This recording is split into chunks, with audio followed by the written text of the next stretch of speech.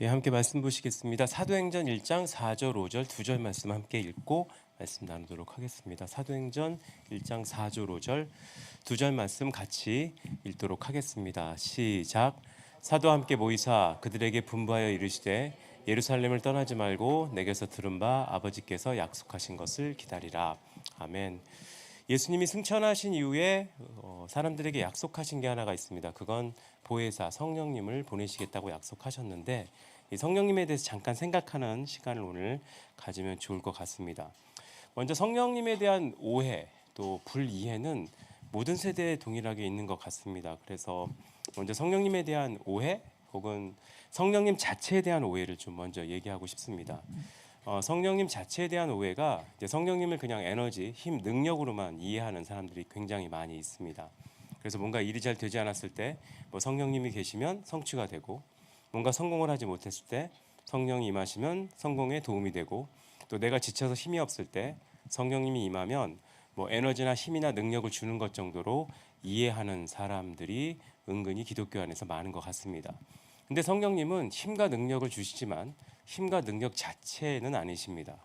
왜냐하면 성령님 자체가 하나님이시거든요. 그러니까 하나님과 동등하신 성령 하나님이시기 때문에 인격도 있고 성품도 있고 또 생각이 있으시고 의도가 있으시고 또 우리를 대하시는 태도들이 있으신 하나님이시라는 겁니다. 그래서 성령님이 어떤 분이냐에 대한 생각을 하기보다 성령님의 능력만 구하는 실수를 범할 때 원래 성령 사역을 강하게 하는 단체나 팀에 안 좋은 특징이 하나가 있습니다.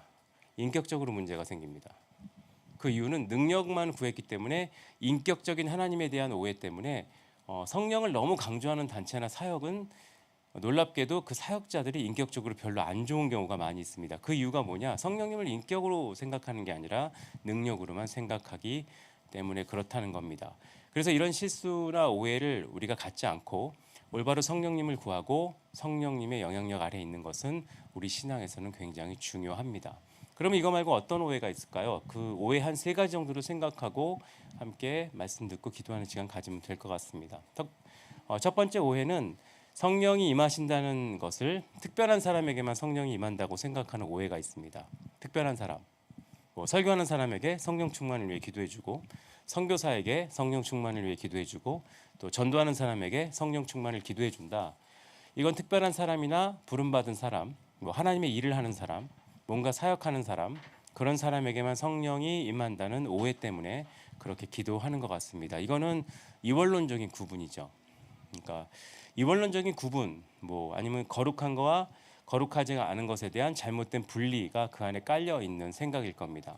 그러니까 신앙은 있지만 일반적인 세상 일을 하는 사람에게는 성령이 그다지 필요하지 않고, 그러니까 세상 일을 하려면 성령이 필요한 게 아니라 운, 관계, 줄, 아니면 여러 가지 것들이 필요하다라고 다르게 생각하는 것을 이제 성령님을 빗대서 표현하는 거라고 할 수 있습니다. 그렇지 않습니다. 성령님은 모든 사람에게 임합니다. 왜냐하면 하나님이 역사하고 싶어하는 것은 교회에서 역사하고 싶어하는 게 아니라 모든 곳에서 역사하기 원하시는 분이기 때문에 성령님은 모든 사람에게 임하십니다. 하나님을 믿는 모든 사람에게 임하셔서 하나님의 자녀로 백성으로 살아갈 수 있도록, 또 우리가 연약하기 때문에 연약함을 도우시고 올바른 것들을 알지 못하기 때문에 올바른 것을 가르치시고 거룩하지 못하기 때문에 어느 장소에 가든 거룩하게 하시기 위해 성령님은 모든 사람에게 임하십니다. 그리고 능력을 발휘하기도 하시지만 어쩌면 성령님이 더 선호하시는 것은 성령의 열매를 맺게 하시고 아직도 이런 사람들이 있네 라고 놀랄 정도로 공평하게 대하는 거, 올바로 사는 거, 친절하게 대하는 거, 그런 것들을 행할 수 있도록 우리를 성령 충만하도록 이끄십니다. 이거는 성경을 보아서도 알잖아요.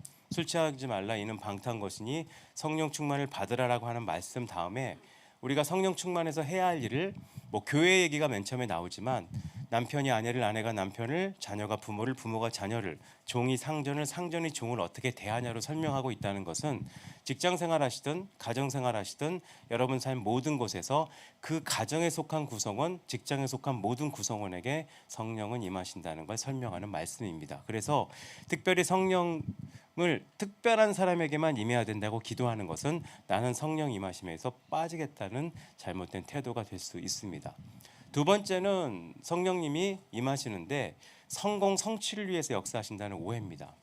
사실 이런 오해는 성령 충만을 더 구하게 만드는 장점이라고 할까요? 성령 충만을 위해 기도하고 뜨겁게 기도하려고 하는 열정을 일으키는 데는 도움이 됐을지 모르지만 근본적으로 잘못된 관점을 사람들에게 줬습니다. 그러니까 뭔가 성공해서 하나님의 이름을 높여야 된다는 전제가 깔려 있거든요. 그러니까 사람들 안에는 하나님을 높이는 방법에 대한 관점이 딱 하나가밖에 없는 것 같습니다. 성공해야 주님의 이름을 높일 수 있다. 뭐 예를 들어 지금 올림픽인데 올림픽에서 하나님을 드러내는 방법은 금메달을 따야 된다.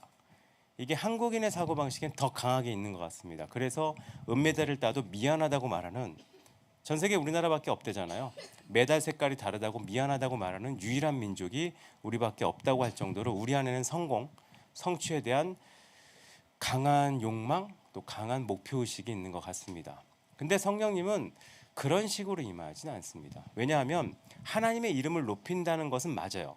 그러니까 성령님의 역할은 예수 그리스도를 존귀케 하는 것이고 자신을 숨기시고 예수님을 존귀하게 하는데 성령님의 역할이 계시고, 예수님의 역할은 자신을 드러내기보단 성부 하나님을 높이는 데 있기 때문에 결국 성령 하나님의 역할은 성부 하나님, 우리가 믿는 하나님을 높이는 것, 하나님의 이름을 영화롭게 하는 것이 맞습니다.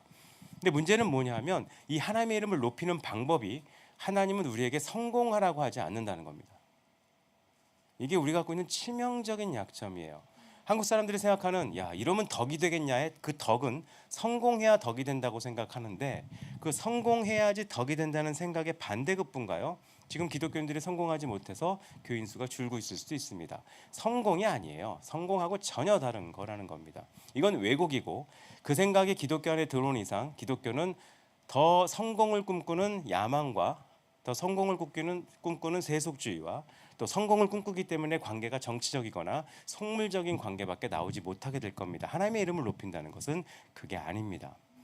그러니까 하나님의 이름을 높인다는 것의 가장 직접적인 표현으로 이 본문에 나와 있고 성경에 나와 있는 것은 복음을 전파하는 거죠. 이 복음을 전파한다는 것과 성공을 전파한다는 것은 다른 겁니다. 그러니까 성령은 우리로 하여금 복음을 전파하도록, 복음을 말하도록. 그럼 복음을 말할 수 있는 가장 강력한 방법은 뭘까요? 어딘 가서 복음을 막 떠드는 게 가장 강력한 방법이 아니라 복음대로 사는 겁니다. 이 복음대로 산다는 게 되게 어렵거든요. 복음대로 산다는 게 어렵습니다. 물건을 파는 사람들은 물건을 열심히 마케팅할 수 있습니다. 근데 그 물건을 직접 사용하느냐, 그건 다른 세계일 수 있어요. 가끔 우리가 병원에서 질문하는 거 있지 않나요? 라식 수술을 그렇게 광고하지만 안과 의사들은 라식 수술하지 않습니다. 그걸 물어보면 되게 치명적인 얘기를 합니다. 정밀한 수술을 위해서는 라식 수술을 안 해야 됩니다. 라는 말을 하고 본인이 놀리는 경우가 있다고는 합니다. 근데 뭐 직접 물어봐야 될 문제긴 합니다. 그러니까 뭔가를 전하는 거랑 그거대로 사는 거랑은 다른 문제예요. 성령님이 역사하셔야 되는 이유는 우리가 복음을 전해야 되는데, 복음을 전하는 가장 강력한 방법은 복음을 떠드는 게 아닙니다. 지금 복음을 떠들어요. 여전히 지하철에서. 뭐 그분들을 폄하할 필요는 없지만 높일 필요도 없다고 생각합니다. 지하철에서 안내방송이 나옵니다. 하지 마세요. 지하철에서 이러지 마세요. 역 앞에서 복음 전할 수 있습니다. 문제가 없을 수 있어요. 근데 더 큰 문제는 그게 복음 전파가 아니에요. 복음대로 사는 사람이 나와야 되는데, 어느 날 이후로 기독교가 힘이 약해진 이유는 배운 거와 사는 거, 가르치는 거와 사는 거, 읽는 책과 사는 게 분리돼서 그래요. 여기에는 뭔가가 문제가 생겼다는 거죠. 근데 이게 쉬운 게 아닌 게, 말씀대로 사는 게 쉽습니까? 아침마다 묵상하시는 분들 알잖아요. 묵상하고 나면 어떤 느낌을 받으십니까? 묵상에서 보는 성경의 현실과 내가 사는 삶의 현실이 너무 멀다는 느낌을 받아요. 외부의 압박이 올 때, 뭐 더 강력한 나라가 있을 때 어떻게 사는 게 지혜로우냐? 하나님만 의지해서 저쪽을 눈치 안 보는 게 지혜로우냐? 세상 사람의 일반적인 상식으로 적당히 관계를 잘해서 나라를 안전하게 하는 게 상식적이냐? 아마 후자가 상식적이라는 게 모든 사람의 생각일 텐데, 하나님은 그 상식적인 생각을 따라하는 선민에게 있어서는 처참하게 심판하십니다. 그럼 이게 똑같다는 거예요. 우리 하나님 믿잖아요. 그럼 일반 사람들이 다 이렇게 산다, 이 정도는 상식적으로 해줘야 되는 일이다를 우리가 행했을 때 하나님은 세상 모든 사람은 냅두지만 우리에겐 철저하게 그것에 대한 책임을 물으신다는 겁니다. 이유는 우리의 삶이 하나님을 드러내는 유일한 복음의 통로이기 때문에 그렇다는 거죠. 근데 이렇게 살려면 우리 힘으로는 못 살아요. 그래서 성령님이 임하시는 거죠. 성령님이 임하셔서 언제든지 원하는 것을 전할 만한 사람이 될 수 있도록 우리를 이끌고 인도하신다는 겁니다. 그래서 하나님의 복음을 가장 전할 수 있는 방법은 성령 충만입니다. 근데 성공을 위해 성령을 구하는 사람들은 성령 충만일까요? 아니요, 성공 충만입니다. 그들 안에는 욕구 충만, 성공 충만, 출세 충만 이런 것들이 가득하게 돼 있어서 그 사람들은 온 세상을 변화시키지 못합니다. 아시겠지만 성공이 가장 충만한 시대가 기독교에 있었어요. 언제죠? 중세. 여러분이 중세에 지금 산다면 기독교 이상 성공한 집단은 없고요.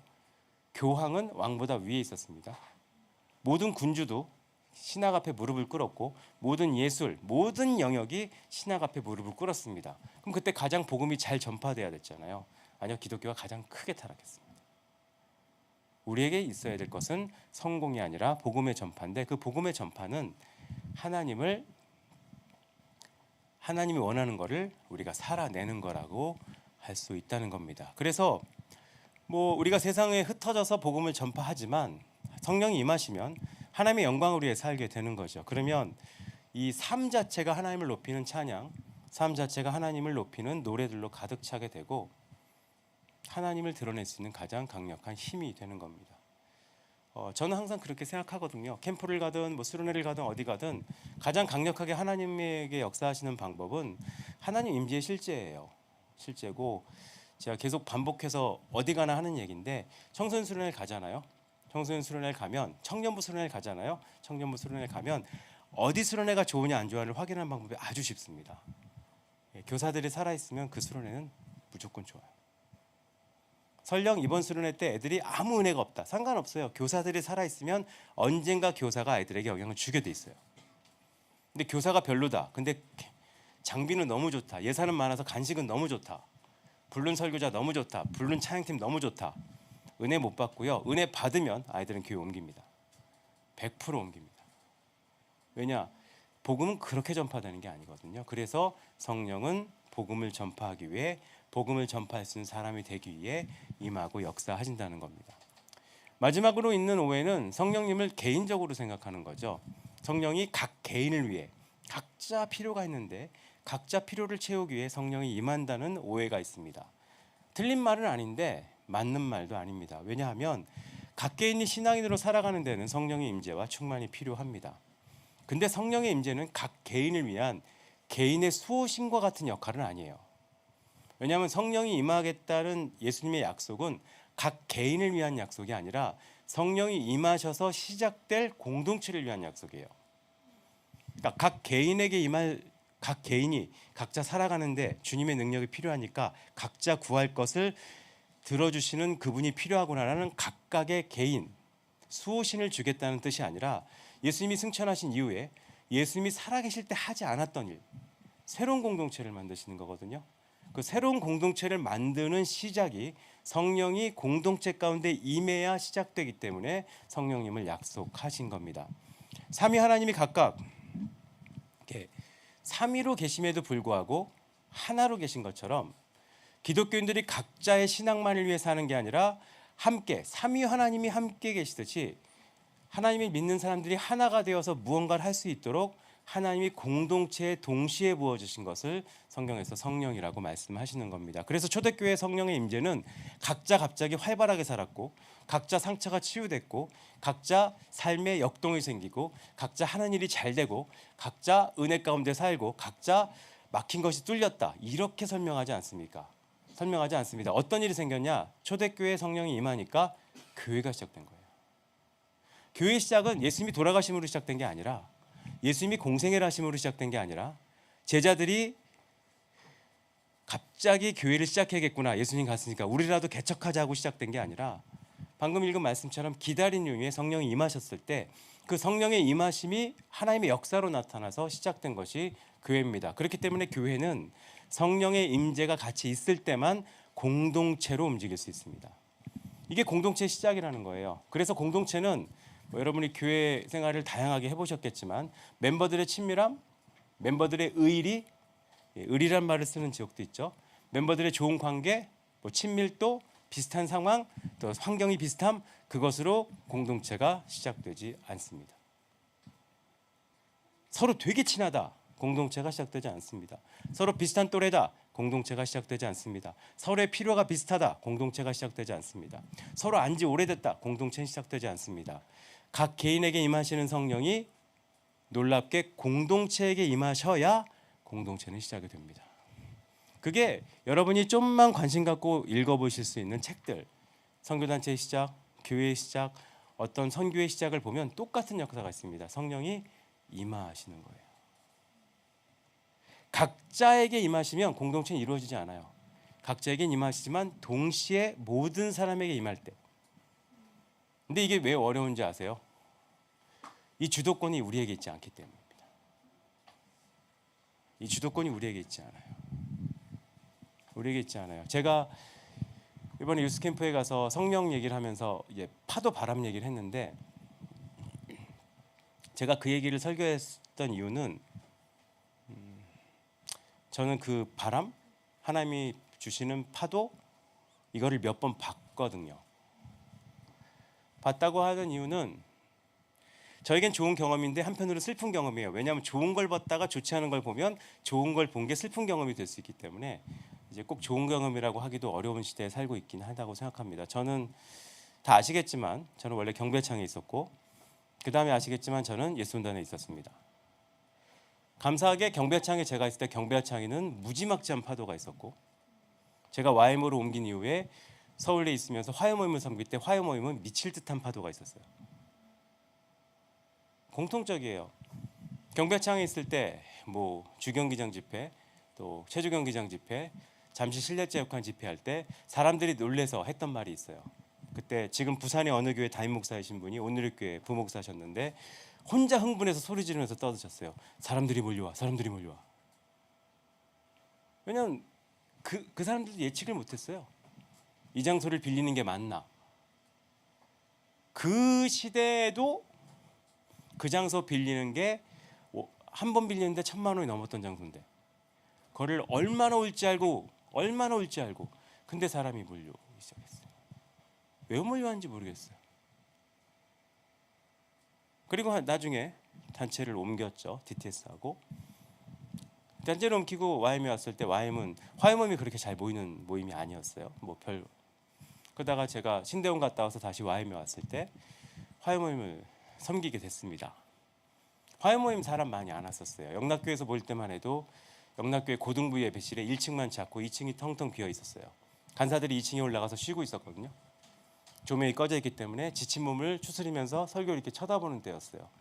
근데 어느 날 BDTS 수료 예배를 드렸어요. 그때 BDTS 졸업생이 500명 정도 와가지고 2층까지 다 차서 앉는 일이 있었어요. 그러니까 간사들끼리 얘기한 거죠. 야, 2층까지 다 차면 좀 벅차겠는데? 뭐 이런 얘기 하셨어요. 근데 그 다음 주부터 인원이 2층이 다 차는 거예요. 왜 오는지 모르고. 나중에는 뭐 지방에서 40인승 대절버스 5대가 몰려오질 않나. 이해가 안 되는 거예요. 근데 지금도 궁금해요. 왜 사람이 왔을까? 왜 그렇게 사람들이 뜨겁게 예배했을까? 왜 그렇게 사람들이 헌신했을까? 사람들도 되게 특이했거든요. 제가 옛날에 화요 모임 때 험한 설교한 적이 있거든요. 은혜 받고 찬양은 뭐 하냐고, 여기다 휴지다 버리고 가고, 역까지 갈 때 무단횡단하고, 지하철 탈 때 쇠치기 하고, 그리고 무슨 은혜 받은 거냐 그랬는데 그날만 무단횡단과 휴지 버리고 쇠치기가 없었대요. 저는 한편으로 그날만 없다는 게 화가 나지만 반대로 설교를 듣고 무단횡단 안 하고 다 서 있는, 그 강남역까지 가는 길에 무단횡단하기 딱 좋은 길들이 되게 많거든요. 무단횡단 안 하고 서 있는 걸 보면서 신기했대요. 신호를 지키고 서 있는 걸 보고. 그렇게 왜 그때 그 사람들은 한 번 들은 설교에 순종하려고 했을까? 뭔가 하나님이 그때 임하셨던 거예요. 더 신기한 건 2002년에 월드컵이었는데 화요일 날 경기가 되게 많았어요. 그래서 화요 모임을 1시간 땡겨서 하고 예배 빨리 끝내고 거기서 생중계로 축구를 본 날이 있어요. 나쁜 면 예배를 제대로 못 드렸어요. 놀라운 면 화요 모임에 오는 사람 수가 안 줄었어요. 1시간 일찍 모이고 빨리 찬양 끝내고 뭐 앞에 찬양팀이 여기다가 이렇게 대한민국 그리고 뭐 대한민국 짝짝짝 대신 주님 나라 짝짝짝 임하시네 그런 거 하고 애썼죠. 애쓰고 뭐 설교 간단하고 했는데 월드컵 경기가 오늘 있다고 그걸 보겠다고 안 오는 사람이 없이 똑같이 왔어요. 그게 무슨 일이 일어난 걸까? 경배찬양 있을 때 잠실에 집회가 있어요. 집회 시작이 저녁 7시 반이에요. 7시 30분에 잠실역에 내린 사람들이 늦지 않겠다고 전력 질주하는 걸 봤어요.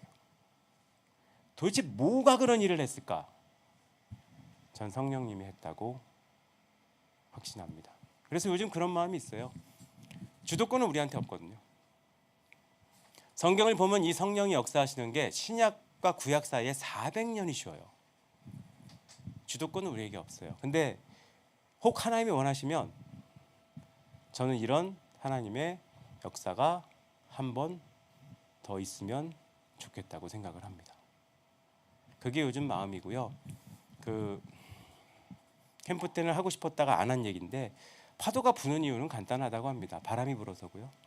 바람이 불면 물결이 생기고 물결이 파도가 부는 이유는 중력과 바람의 관계에서 올라갔다 내려왔다 하기 때문이래요. 저는 그렇게 생각해요. 어떨 때는 하나님이 역사하셔서 약간 뜨다가 어떤 세대는 푹 가라앉는 세대가 있습니다. 그러다가 어떤 세대는 올라가는 세대가 있겠죠. 중간에 그걸 끊는 세대들이 있어요. 가끔 끊는 세대가 나타나면 파도가 벽에 부딪혀서 물거품으로 끝납니다. 그러면 아무것도 안 일어나요. 마치 열왕기서에서 보는 이스라엘 같은 거죠. 하나 왕이 괜찮은 게 나와도 벽이 막히면 물거품이 되고 역사가 이어지지 못해요. 그러다가 둘 다 멸망하는 거로 끝나는 그런 세대가 있을 수도 있겠습니다. 근데 하나님을 계속 의지하는 사람들이 있고 그게 올라가고 내려가고 반복하면 언젠가 큰 파도가 친다는 것은 당연한 이치라고 저는 생각을 합니다. 전 지금이 우리는 굉장히 가라앉는 시대라고 생각해요. 언제 우리에게 부흥이 있었나? 언제 우리에게 하나님의 역사가 있었나? 언제 하나님이 일하셨나?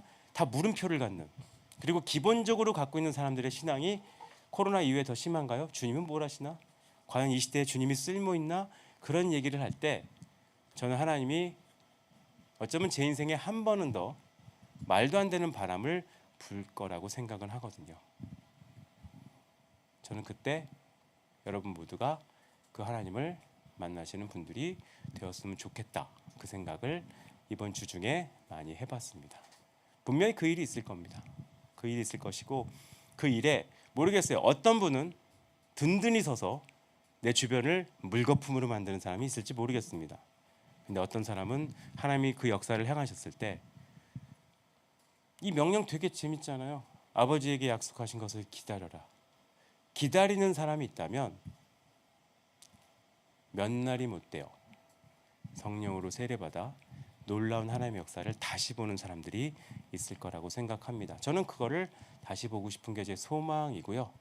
소망이고 그래서 저는 불행히도 제 시선은 계속 다음 세대에 있는 게 제 안 좋은 시선이긴 한데 언젠가 하나님이 그 역사를 또 한번 이룰 거라고 생각합니다. 저는 올해든 내년이든 혹은 지금이든 여러분 모두에게도 성령이 임하셔서 성령은 그렇게 역사하세요. 만약 우리에게 성령이 임하신다면 우린 진짜 공동체를 경험할 수 있을 것이고 만약 진짜 성령이 임하시면 복음대로 사는 삶을 살 수 있을 것이고 진짜 성령이 임하시면 우리는 어디 가도 하나님의 사람으로 살 수 있을 텐데 여러분 모두 성령의 임하심을 경험하고 성령의 충만을 누리시는 사람 되기를 간절히 소망합니다. 같이 기도하겠습니다. 이 시간 잠깐 기도하고 싶어요. 어려운 기도일 수 있지만 언젠가 하나님이 주도권이 저한테 없거든요. 우리나라에 수많은 성령 운동이 있었는데 실패한 이유는 우리에게 주도권이 있다고 생각한 거예요. 사도행전을 보면 제일 난감한 게 뭔지 아세요? 하나님이 먼저 얘기하셨지 사람들이 달라고 한 게 아니거든요. 구약을 보면 제일 난감한 게 뭔지 아세요? 하나님이 하나님의 사람을 지명하셨지 이 사람들이 날 써달라고 한 게 아니거든요.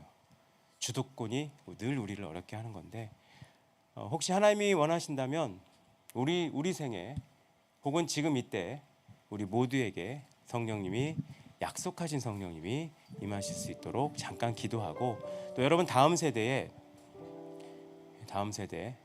제 캠프 때 기도인도 한 거거든요.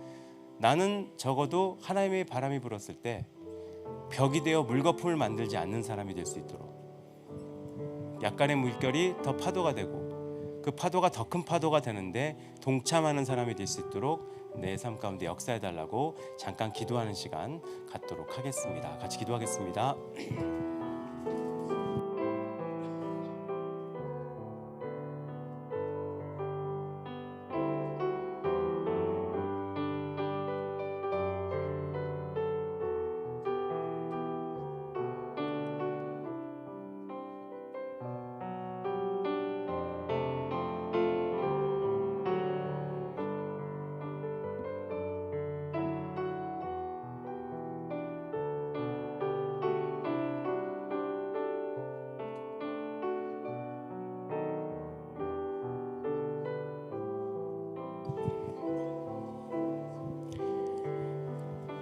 하나님, 예수님이 승천하신 이후에 제자들이 함께 모여 예수님이 약속하신 것을 기다렸을 때 성령님이 임하셔서 누구도 생각하지 못하고 꿈꾸지 못했던 교회가 시작되고 하나님의 공동체가 시작된 것을 우리는 이미 압니다.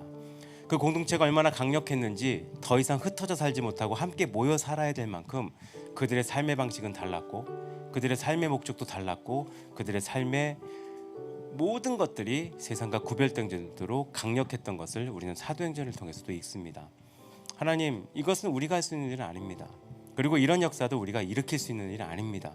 이 모든 역사의 주도권을 갖고 계신 하나님께서 하나님이 원하시는 때, 혹 정말 주님이 원하신다면 지금 혹은 몇 날이 안 되어 가까운 시일에 우리 가운데 그 성령으로 역사해 주시옵소서. 그래서 세상 가운데 하나님이 누구인지, 하나님의 뜻이 무엇인지, 복음이 무엇인지를 전해야 된다면 우리가 사는 삶을 보라고 외칠 수 있는 그런 놀라운 삶의 변화가 우리 모두에게 일어날 수 있도록 성령 하나님으로 우리 가운데 함께하여 주시옵소서. 이미 그 일을 행하셨고 역사 가운데 계속 행하셨던 예수 그리스도 이름으로 기도드렸습니다. 아멘.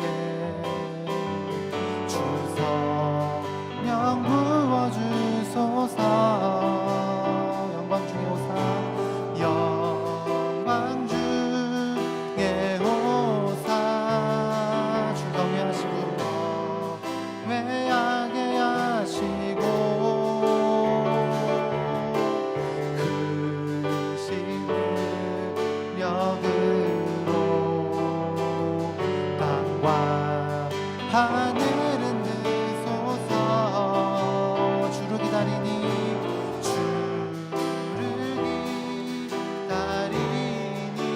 만물이 주의 날을 보게 하소서. 아멘. 그날에 주의 영이 임하여 금붕이 온 땅 위에 일어나리라. 우리 영혼이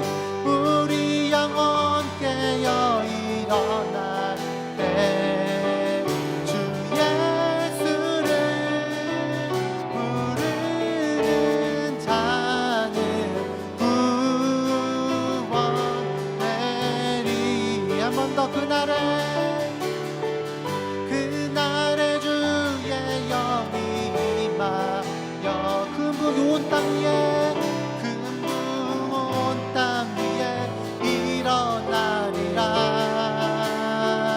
우리 영혼 깨어 일어나 내 주 예수를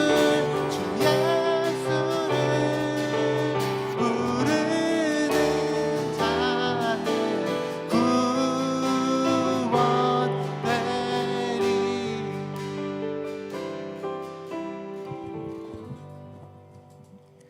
지금은 우리 주 예수 그리스도의 은혜와 아버지 하나님의 놀라우신 사랑과 성령 하나님의 교통하심이 성령의 임재를 경험하고 하나님의 공동체로 또 흩어졌을 때 하나님의 사람으로 복음대로 살아가는 삶을 통해 주님을 전하기로 결정한 여기 있는 모든 한 명 한 명의 삶 위에 이제로부터 영원까지 함께 있을지어다. 아멘.